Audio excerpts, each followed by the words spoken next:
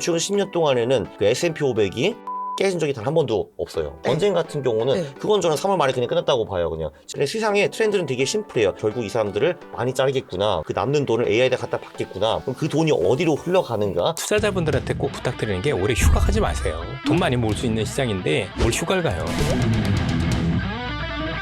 시장에서 돈을 벌려면 중심에 있어야 돼요. 그 중심은 그 주제하고 맞닿아 있어야 돼요. 놀지 말고 투자 공부해라. 자주 오는 기회가 아니니까. 고정 댓글을 참고하세요.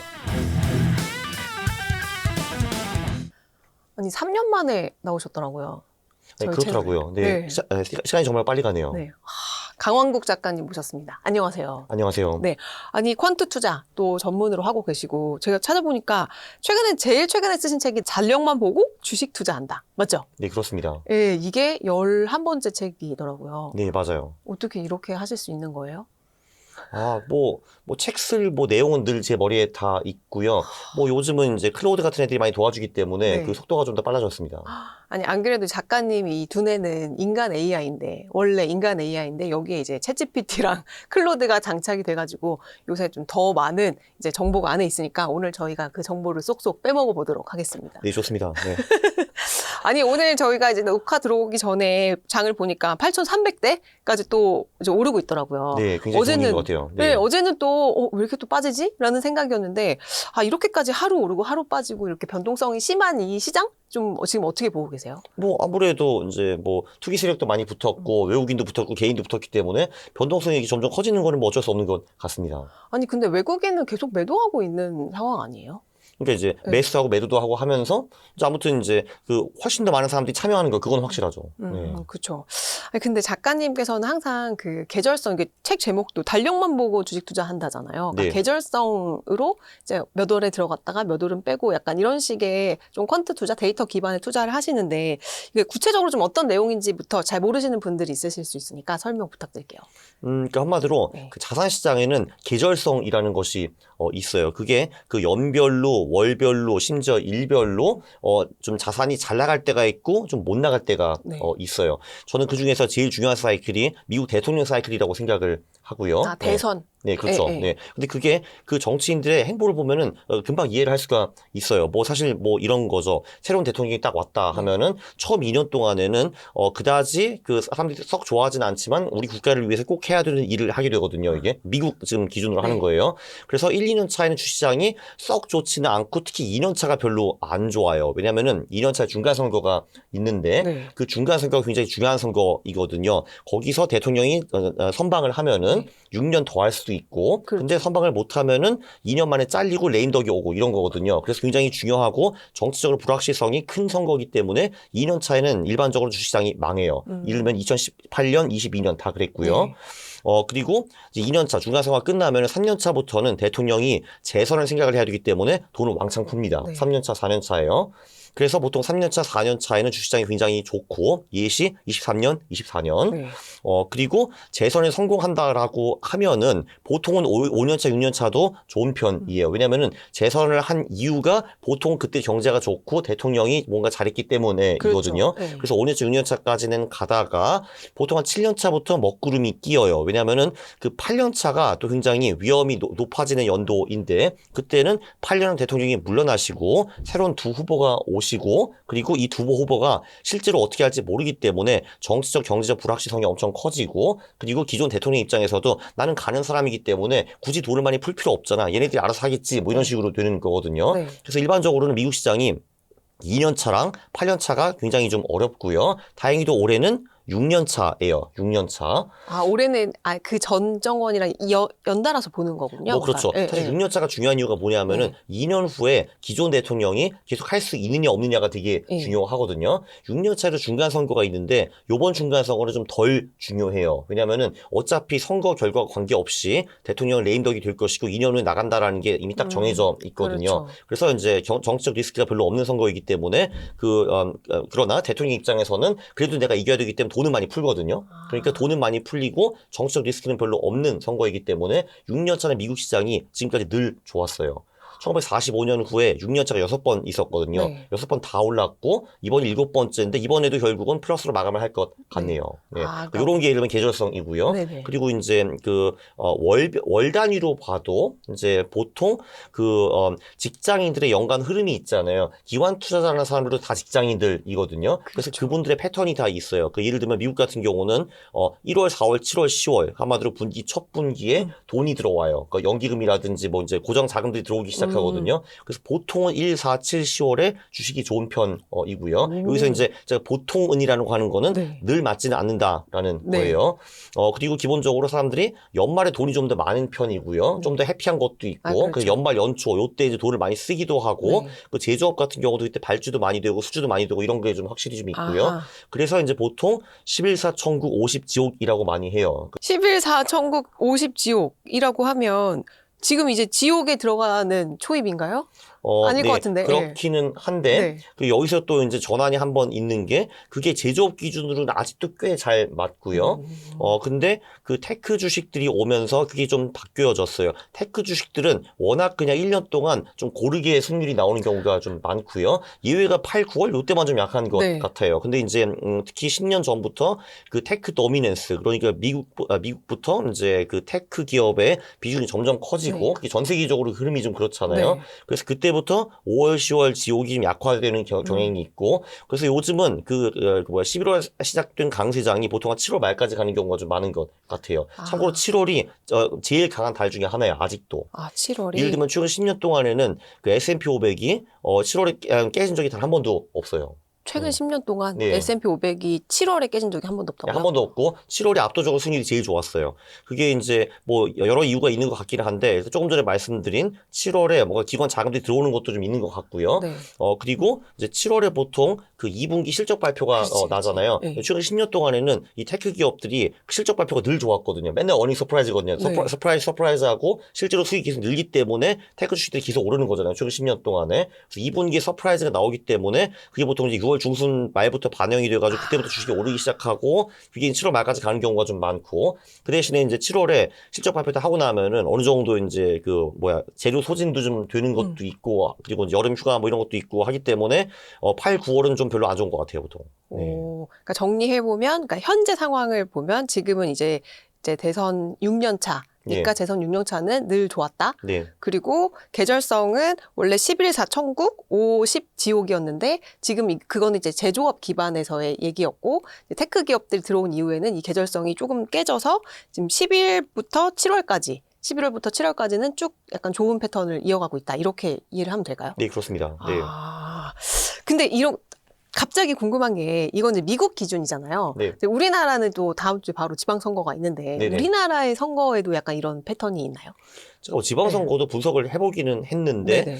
결국 뭐 엄청난 유의미한 패턴을 찾지 못했고요. 음. 그냥 처음 한 달, 석 달 정도는 안 좋다라는 결과가 나오기는 나왔는데 그거는 한국 지방선거이기보다는 네. 이제 보통 지방선거가 늘 6월에 있기 때문에 보통 그 6월부터 9월까지 7월만 예외를 하고 네. 그때 기간이 보통 좀 살짝 안 좋은 기간이기 때문에 그런 것 같습니다. 그래서 이제 한국 지방선거와는 네. 큰 상관은 없는 것 같고요. 그보다는 이제 그 한국 주식시장은 특히 최근 10년 동안에 나스닥과 상관성이 매우 높아졌어요. 상관성이 0.5가 0.6까지 올라갔기 때문에 네. 그냥 미국 주식과 얼추 비슷하게 가면 된다라고 보시면 될 것 같아요. 그래서 이제 나스닥 같은 경우도 한 13년인가 그때부터 이제 7월까지가 확 좋아졌는데 한국도 좀 대충 이제 비슷하게 흘러가는 것 같아요. 네. 그러니까 근데 한국 이제 한국도 미국 정도는 아니거든요. 근데 미국까지 이제 5, 6월, 7월까지 좋은 게 미국은 굉장히 강하고 한국은 그 정도는 아닌데 그래도 그 전보다 훨씬 좋아졌어요. 근데 작가님 항상 이제 다른 이제 영상 나오시는 거 보면 코스피 이제 올 초부터 코스피 만 간다 이렇게 얘기하셨었잖아요. 네. 근데 지금 이제 8,300 넘었으니까 네. 이제 이게 곧 만 갈 수 있지 않을까. 그러니까 지금 이제 어떻게 전망하세요? 코스피 지수에 대해서? 당연히 가지 않을 거라고 생각하는데, 근데 네. 이제 그래도 제가 확률을 80%라고 하는 이유는 네. 20%는 내가 이상치 못한 그 변수를 전부 다 이제 합쳐서인데, 그래도 80%면 높은 확률이잖아요, 사실. 뭐 사실 12월부터 지금까지 삼성전자와 하이닉스의 그 예상 EPS, 그 26년과 27년에 그들이 벌 거라고 이제 예상하는 그 이제 이익이 네. 한 5배 정도 늘었거든요. 네. 아직은 가격이 5배 안 올랐거든요. 주가가. 그래서 아직 그 만까지 갈 룸은 충분히 있다고 저는 생각을 하고 있습니다. 네. 근데 보면은 이제 삼성전자 노사가 이제 파업을 결국에는 협의를 했잖아요. 네. 하고 나서도 어제는 또 삼성전자가 또 빠졌단 말이죠. 네. 그러니까 생각보다 삼성전자보다 닉스가 가는 이 어떤 폭이 더 가파른데. 그 닉스도 이건- 똑같이 근데 그 노조한테 갖다 바치지 않아요? 그래가지고. 그래서 예. 그게 그러니까 항상 전자와 닉스가 뭔가 동조가 되는 것 같으면서도 약간 괴리가 있는 것 같기도 하고 그것도 좀 분석을 해보신 적 있으세요? 그것까지는 네. 이제 그 원래 근데 하이닉스가 삼성전자보다 좀 먼저 나갔죠. 왜냐하면 그렇죠. 이제 HBM과 좀 더 가까이 네. 있기 때문에. 근데 뭐 요즘은 그냥 둘이 뭐 거의 같이 가는 것 같고요. 물론 당연히 그 하이닉스는 그 메모리 쪽에 이제 완전 몰빵하는 회사이고 네. 삼성은 소위 그 메모리처럼 돈이 안 되는 딴 부서들이 그렇죠, 몇 개가 그렇죠. 있죠. 네. 이제 그 차이인 것이죠, 사실은. 네네. 예. 그래서 이제 하이닉스 같은 경우는 이런 이제 반도체 상승장에 오면은 좀 더 먼저, 좀 더 많이 오르고 이제 반대로 이게 꺾이면은 좀 더 빨리, 좀 더 많이 떨어진다. 한마디로 이제 삼성전자의 그 이제 베타가 좀 더 높은 버전이라고 보면 네. 되는 거죠. 예.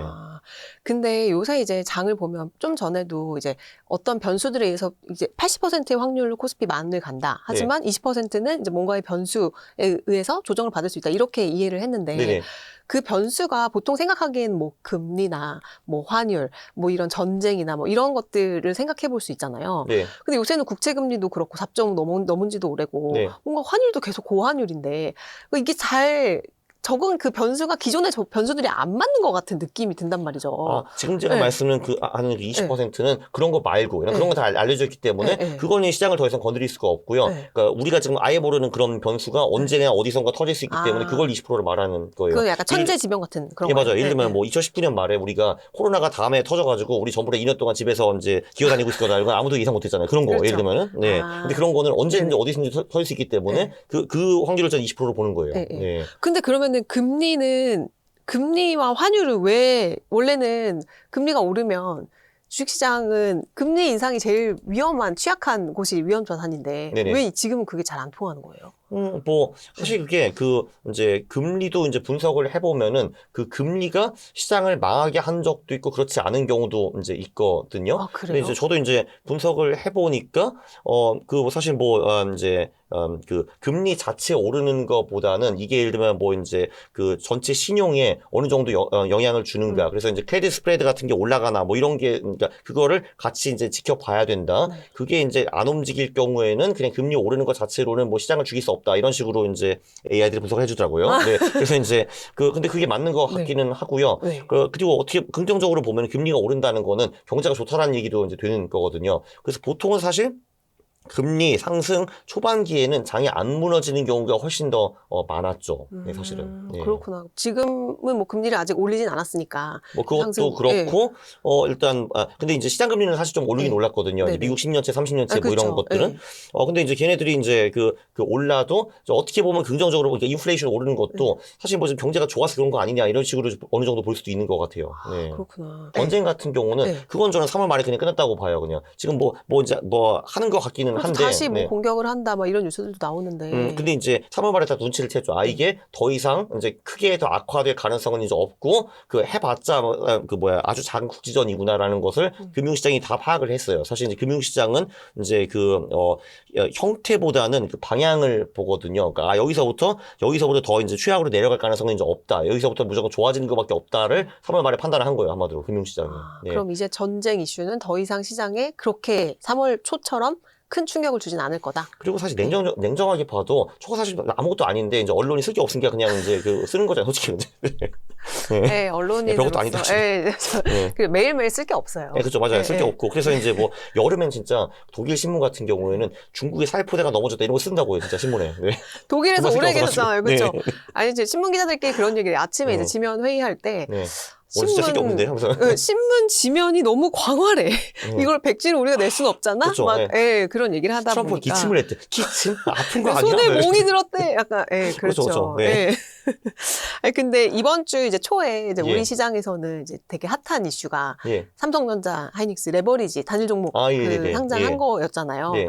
근데 이게 계속 ETF 자금이 계속 커지다 보니까 예. 그 맥도덕 얘기도 우려도 나오고 아, 레버리지도 역시 예. 또 그런 이게 이 꼬리가 몸통을 흔들 수 있지 않나? 이런 얘기들도 많이 나오는데 작가님이 보실 때는 약간 이런 레버리지에 투자를 많이 하는 게 좀 본주나 시장에 어느 정도 영향을 미치는지 혹시 좀 그것도 그러니까 아무래도 이제 당연히 레버리지가 그 시장의 방향을 바꿀 수는 없어요. 이제 한마디로 이제 어떤 기기가 되었든 간에 상승 추세가 지속된다 하면 상승 추세가 지속될 거고, 이제 하락 추세가 시작되면 하락 추세가 지속될 건데, 그 변동성을 아마 훨씬 더 키우겠죠. 네, 그리고 제가 알기로 레버리지 상품들이 그 종가 때 또 리밸런싱을 좀 해야 되거든요. 맞아요. 이제 장이 네. 오르면은 이제 그 추가로 매수해가지고 그거를 이제 메워야 되고, 반대로 떨어질 때는 그걸 추가로 매도해가지고 이제 그거를 메워야 되기 네. 때문에 이제 어떻게 보면 이제 그 장 끝 무렵에 그 방향성을 좀 더 증폭시킬 수가 있겠죠. 그래서 이제 변동성은 그거를 좀 더 커질 것 같아요. 네. 그러면은 변동성이 지금보다 더 커질 수도 있겠네요. 하루에 그죠? 막 네네.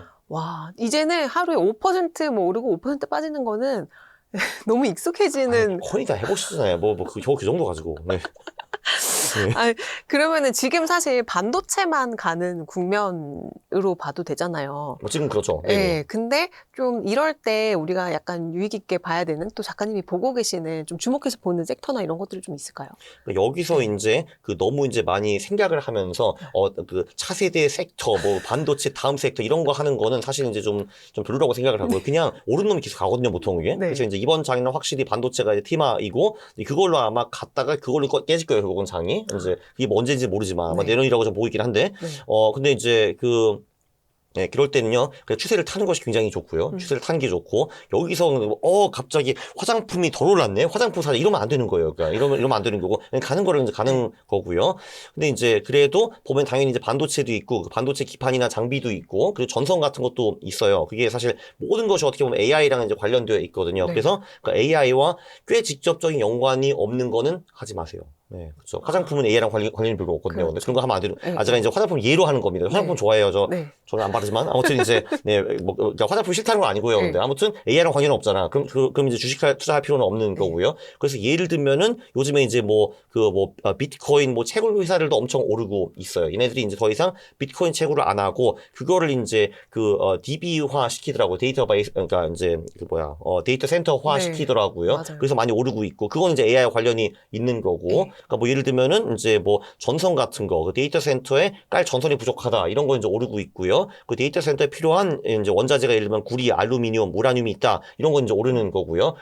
데이터 센터 하는데 전기가 모자라네, 원전을 지어야 된다 이런 거는 이제 테마가 그렇죠. 되는 거고요. 네. 그래서 이런 식으로 이제 그 AI와 관련돼 가지고 연관된 것만 투자만 하셔도 괜찮을 것 같고요. 근데 세상의 트렌드는 되게 심플해요. 그러니까 저 같은 바보도 이제 요즘 하루 4시간 동안 개발을 하고 있거든요. 그러니까 이제 딱 보이더라고요. 아하, 개발자들이 많은 회사들은 결국 이 사람들을 많이 자르겠구나. 네, 그리고 그 남는 돈을 AI에다 갖다 받겠구나. 뭐 이런 식으로 딱 이제 그림이 이제 그려지더라고요. 그래서 결국은 이제 인간을 내보내고 그 남는 돈을 AI 인프라에다 갖다 박을 텐데 그럼 그 돈이 어디로 흘러가는가 그것만 분석해도 돼요. 그걸 누가 분석해 주는가? AI가 분석해 주죠. 그거 물어보면 돼요. AI가 다 알려줘요. 네.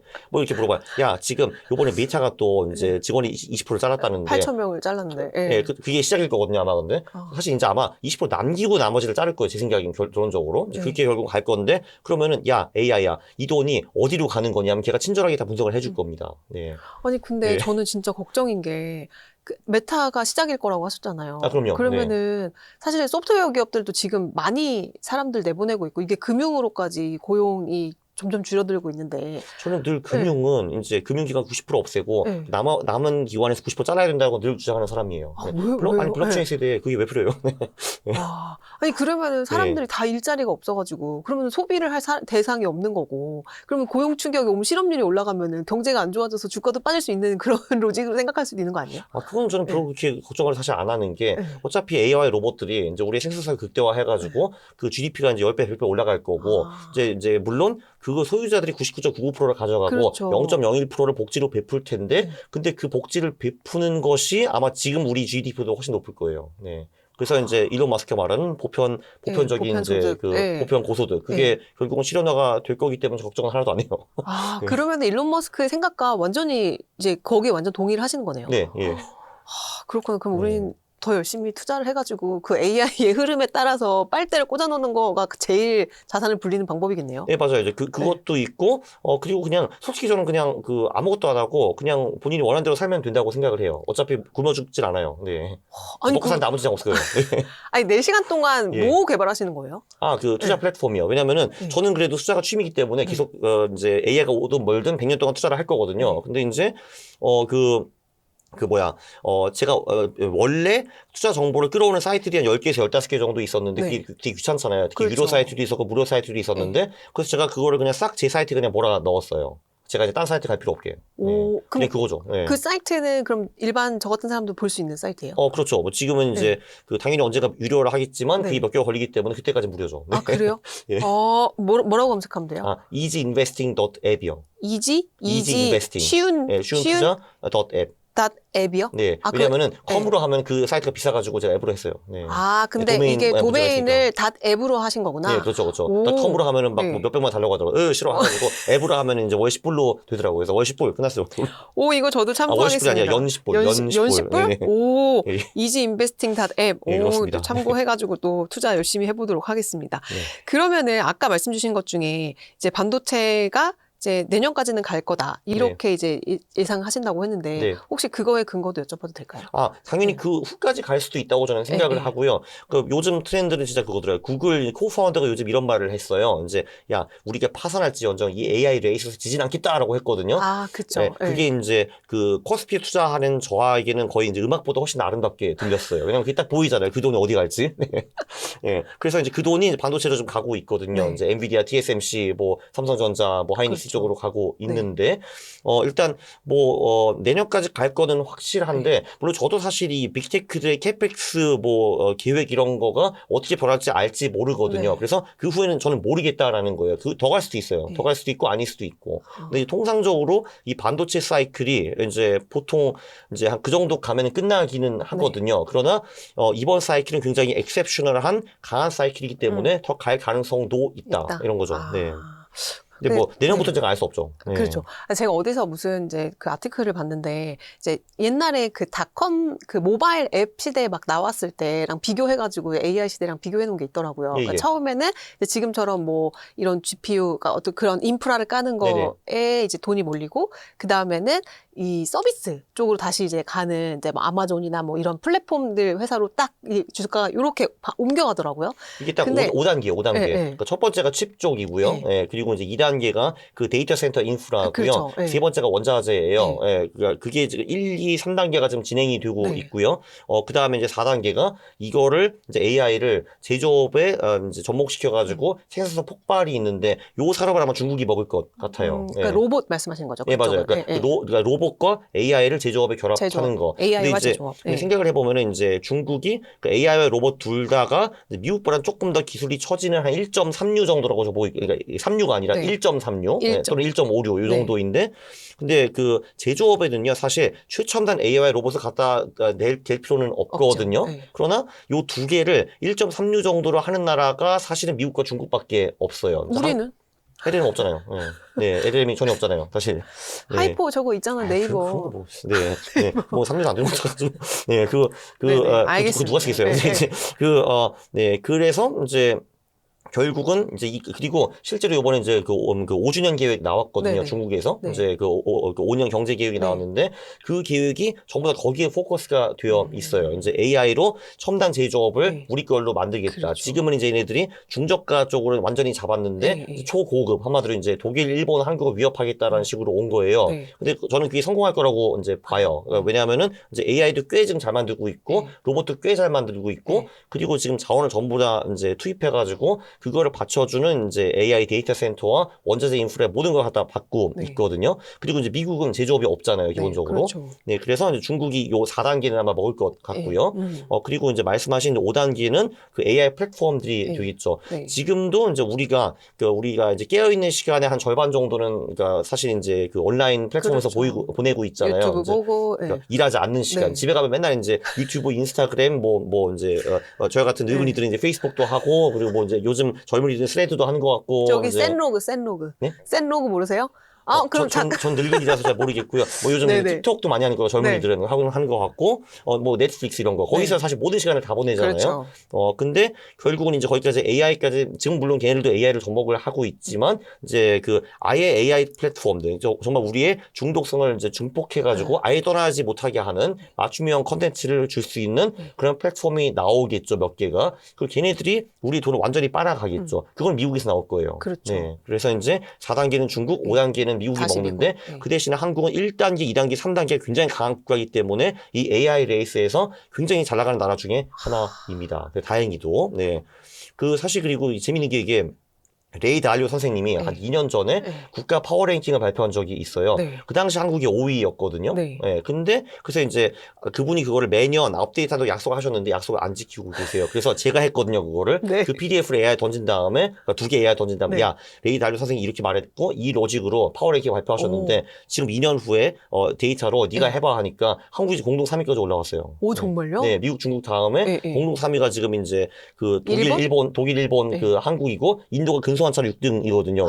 근데 이 세 개 중에서는 모멘텀이 제일 좋은 한국이 그나마 좀 근소한 위에 있다라는 게 네. AI들의 판결이었어요. 오호, 독일, 일본, 한국이 3위, 공동 3위까지 올라왔다. 네, 2년 전까지만 해도 독일이 그래도 일본은 한국보다 좀 더 앞서는 3위였는데 요즘 뻘짓 하도 많이 해가지고 내려왔어요. 그렇죠. 네네. 그렇구나. 그러면 우리나라는 그 5단계 중에 1단계에서 3단계까지가 지금 굉장히 강한 모멘텀을 받고 있는 지금 그 시대에 있다. 이렇게 해석을 하면 되겠네요. 그렇죠. 1단계는 거의 원톱 중에 하나고요. 특히 네네. 이제 삼성전자가 내년에 세상에서 돈을 가장 많이 버는 기업이 될 가능성이 높기 그렇죠. 때문에 그래서 거의 원톱 중이고 그 2단계 저희 전력 이제 인프라 쪽. 전력 인프라 예, 쪽은 사실 그렇게 강하지는 않은데 이제 우리가 거기는 한 이제 1.5에서 2루인데 그 인류 기업들이 수주가 벌써 2030년까지 다 찼대요. 그래가지고 찾는 뭐야 못 만들어준대 2030년까지. 누구한테 부탁해? 저 한국에 기업이 있다 이렇게 되는 거죠. 네. 여기 인류 어부지리. 기업들은 어디예요? 예를 뭐 이쪽은? 히타치가 있고 뭐 지멘스가 있고 뭐 제네 일렉트릭 있고 그런 친구들이 있죠. 선진국에 있는데 그 3단계는 또 이제 전력과 이제 원자재 쪽인데 원자재는 우리가 없지만 이제 한국 원전이 워낙 강하거든요. 그러니까 이러면 이런 사례가 있어요. 이제 프랑스 회사한테 시켜가지고 원전을 만들려고 했는데 이게 이제 2012년이 목표였거든요. 언제 완공이 됐을까요? 그 원전이? 아직 안 됐나요? 아니요, 됐어요. 2024년에. 12년 늦었어요. 12년 늦었구나. 근데 한국은 요번에 이제 UAE에서 실제로 제때 원전을 만들었거든요. 납기를 시킨다. 걔들 엄청나게 놀랐어요. 아니, 뭐, 제때 원전을 만들었다고? 걔들도 당연히 5년 늦을 줄 알았겠죠. 제때? 하면서 이제 그런 사례가 있어가지고, 그것 때문에 한국 원전에 이제 약속 잘 지키고 성실하고 네. 하면서. 그래서 브랜드 가치가 엄청나게 올라갔죠. 그래서 이번에 뭐 체코 되고 뭐 어디 하고 이렇게 하는 거죠, 그게. 근데 이 전력 인프라를 받쳐주기 위해서는 원전 없이는 되는 게 아무것도 없거든요, 오늘. 그렇죠. 근데 원전을 글로벌로 팔 수 있는 나라가 사실은 이제 미국이랑 프랑스랑 한국밖에 없는데 프랑스는 지금 이 모양이고, 네. 그리고 이제 미국도 설계는 잘하는데 건설이 좀 약한 게 있다고 하고요. 중국은 자기네들 거 지금 열심히 깔고 있고, 러시아도 수출을 되게 잘했는데 요즘 막혔죠. 그렇죠. 전쟁 때문에. 네. 근데 독일에 오래 계셨잖아요. 예. 독일은 왜 이렇게 망가진 거예요? 일단 한 10년 전에 한 2개 결정이 결정타라고 저는 보고 있고요. 일단 일단 원전을 폐쇄한 거 이거는 아주 큰 자충수였어요. 그게 이제 그 전 총리인 슈르더 아저씨랑 푸틴 아저씨랑 되게 친하거든요.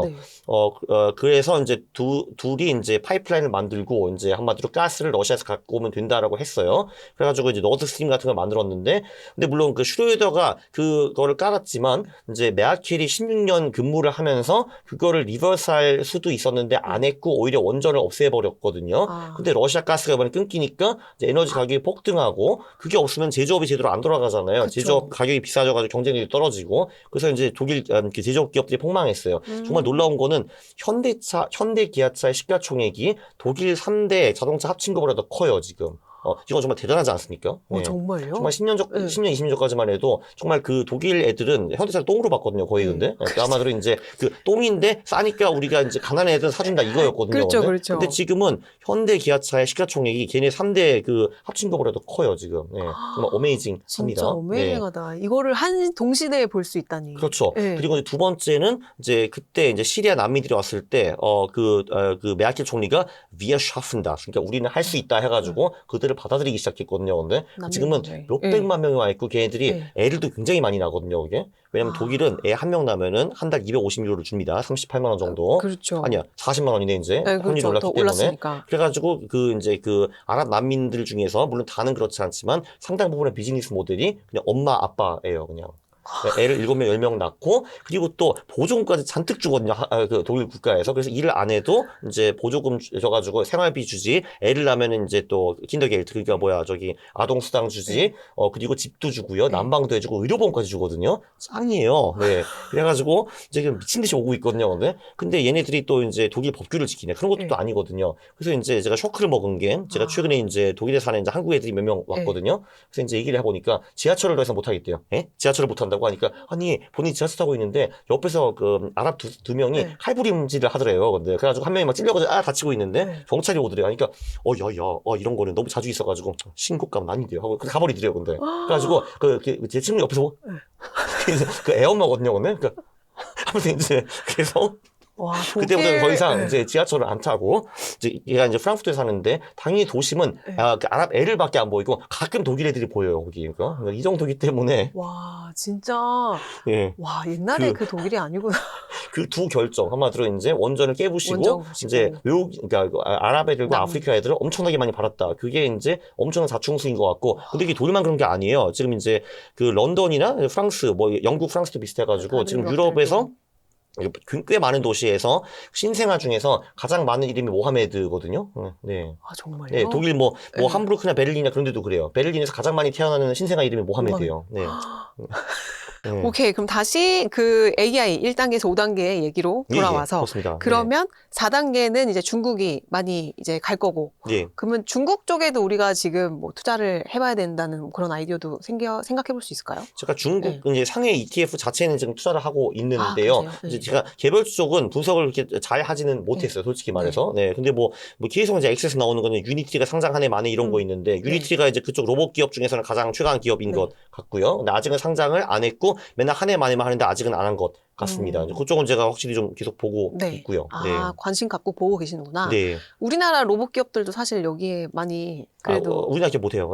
걔네들은 이제 하도 수준이 떨어지기 때문에 거긴 투자할 게 아니고요. 물론 이제 투기 상호를 할 수 있어요. 당연히 이제 그 TM하고 오면 오르고 내리고 할 건데, 걔네들은 별론 것 같고요. 제가 보기에는. 네. 현대차 뭐 그러니까 거기 빼고 이제 근데 거기는 현대차이고, 현대차는 어떻게 보면 이제 90%가 차잖아요. 그렇죠. 10%가 로봇이고, 그래서 그건 저는 이제 로봇 기업이라고 보고 있지는 않고 있고요. 제가 말씀드린 기업은 이제 한국 생 로봇 기업들. 네. 저기 코스닥에 상장되어 네, 있는 뭐 많은 그런 친구들. 이제 네, 지금 그렇습니다. 퍼 굉장히 높은 그런 기업들은 그렇죠. 이제 아직, 순이익 있고 없고 매출도 별로 없기 때문에 퍼가 PSR가 매우 높겠죠, 아마. 그렇죠. 네, 그렇죠.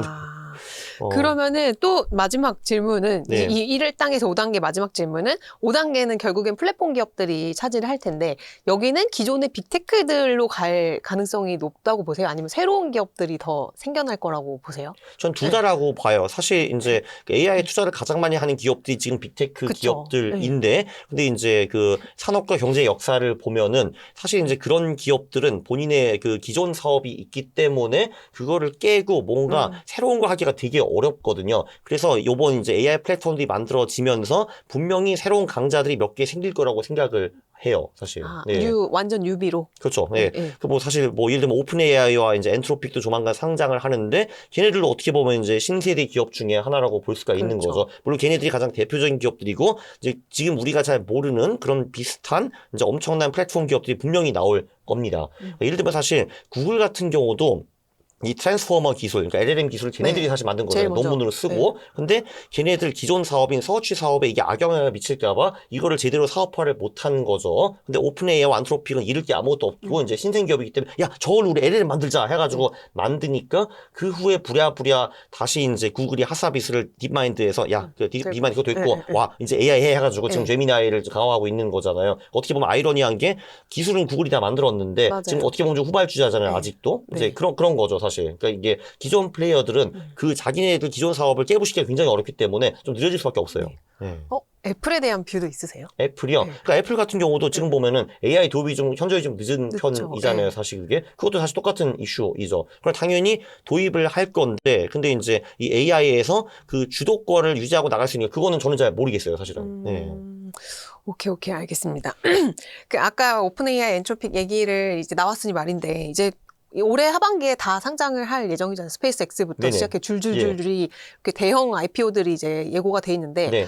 이렇게 보통 과거에 어떤 항상 데이터를 보시니까 예. 이렇게 빅 상장이 있으면 좀 수급이나 뭐 글로벌 증시 또 우리 뭐 코스닥이나 이런 우리 증시에까지 어떤 식의 영향을 줄줄이 미칠 수 있을지 그것도 한번 좀 예상해 주시면 어떨까요? 일단 개별 종목들을 보면요. 최근 몇십 년 동안에 그 빅 IPO들을 보면은 네. 정말 모 아니면 도예요, 이게. 오.